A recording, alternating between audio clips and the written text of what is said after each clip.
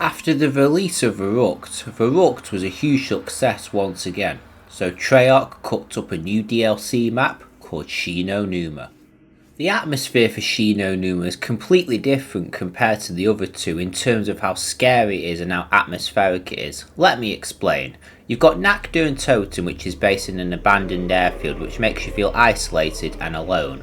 And then you've got Verrucht, which is based in an asylum, and that's a scary atmosphere on its own, with all blood on the walls and tense noises in the background. With Shi No Numa, it's based in a swamp that's based in Japan, and this is a completely different feeling altogether. The feeling of Shi No Numa is actually quite light-hearted and makes you feel a lot safer compared to the previous two maps.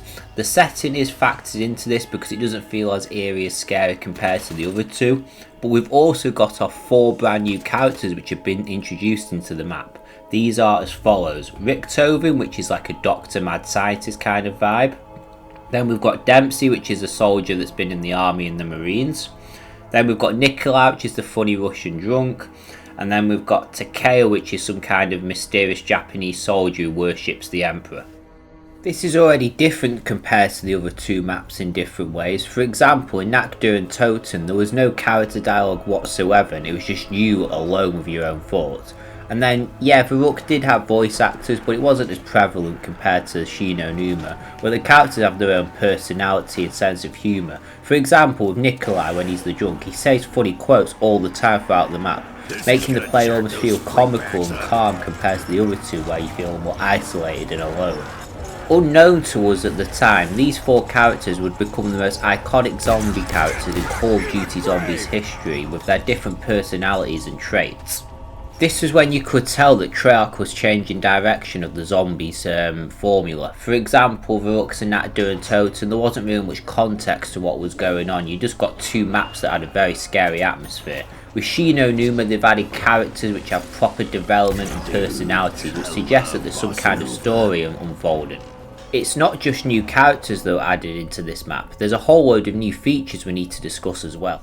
The first feature of Shi No Numa is when you first spawn into the map and open the first downstairs door, you notice that you're in some kind of hub area, this huge hut. This is because the player is shown that there's 4 different areas that split off within this middle area, which lead to different parts of the map.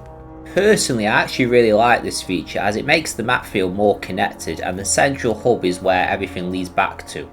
However, each of these 4 areas contain one special thing in each of them, and that is our beloved zombie perks. So guys, you're probably sitting there wondering, what on earth is different compared to Verrucht? The perks are going to be exactly the same. Well, there's a little twist to it. When you get to these areas, the perks start moving. They sort of change one between the other, and you don't know which perk you're going to get. So for example, you could be in one area one game and get double tap, and then you go back to the same area and you could get quick revive. You don't know what you're going to get, which adds an element of replayability and randomness to the match, making you feel a bit more tense when playing. Also, I forgot to mention, there's no power switch on this map. I think at the time, Treyarch could just experiment with new features to see what would work best. In this case, you didn't need to turn the power on, you just open the door and the perk would randomly change, and you're able to purchase these perks straight away. Traps are also back in this map, so a lot of the traps in the map are just the generic electric traps. So when you activate it, the zombies get burned. But there's one iconic trap in particular that stands out in Zombies so much that it's remembered to this day, and that is the flogger trap. So when you activate this trap, zombies will go flying into the air. It's like a thing that spins around over and over and over again and gets faster and faster and faster, and then hordes of zombies will get crushed by it, getting flung into the air and killed instantly. One of the most infamous zombie features that was introduced into Shi No Numa were the dog rounds. Now, I don't think we give Treyarch enough credit for these rounds because they add a lot more atmosphere and depth to it than you actually might realise. So, for example, when you're playing Verrucht, for example, there is no special round. It's just killing hordes and hordes of zombies over and over and over again. And you expect the same on Shi No Numa.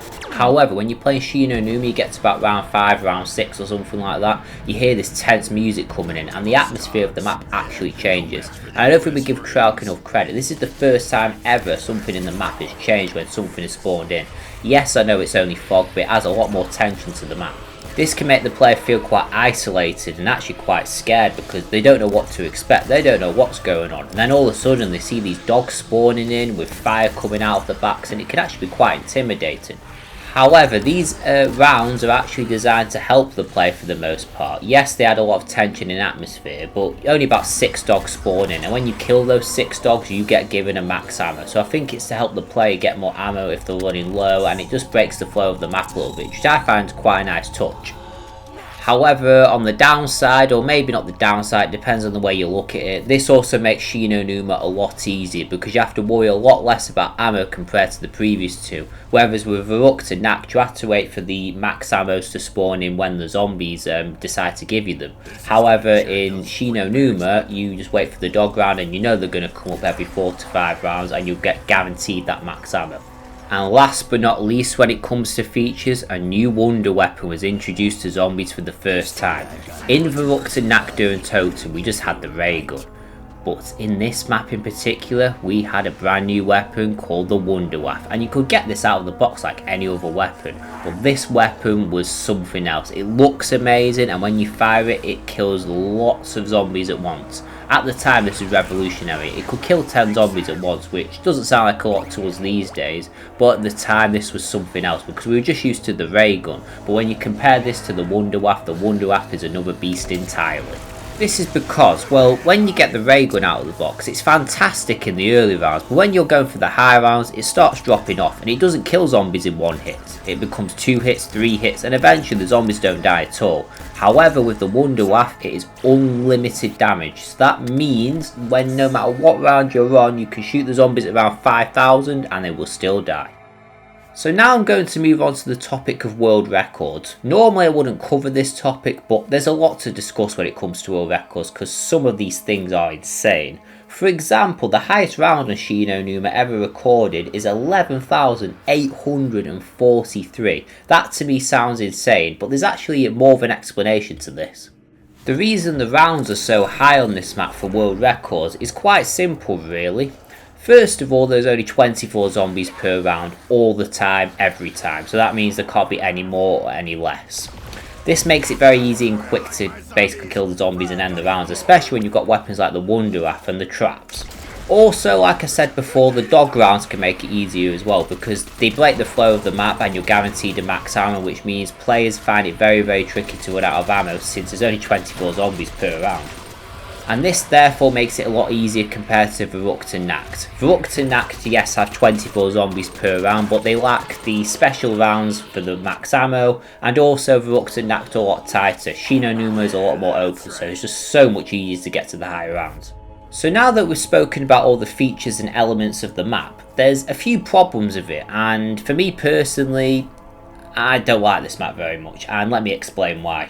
First of all, I think the map is too easy, and I know yes in the gameplay I don't get to a very high round, but that's simply because this leads on to my next point, it gets boring too quickly. Once you play this map for about maybe half an hour to an hour, it gets very boring, very repetitive, because there's no challenge to it. It's just get the Wonder Waff out the box, shoot the zombies, rounds keep going, there's not really much to it overall.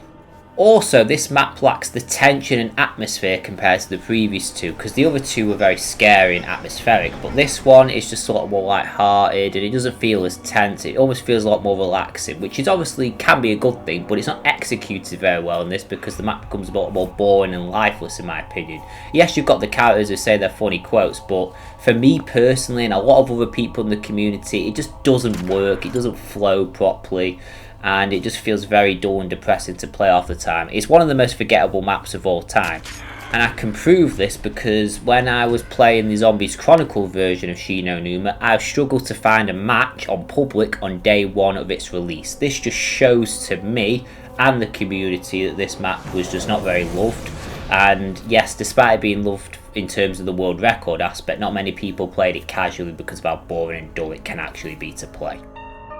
Anyway guys, thank you very much for watching my review of Shi No Numa. Don't forget to like, comment and subscribe, and I'll see you guys for the next video, which will be for the Device map. Peace out.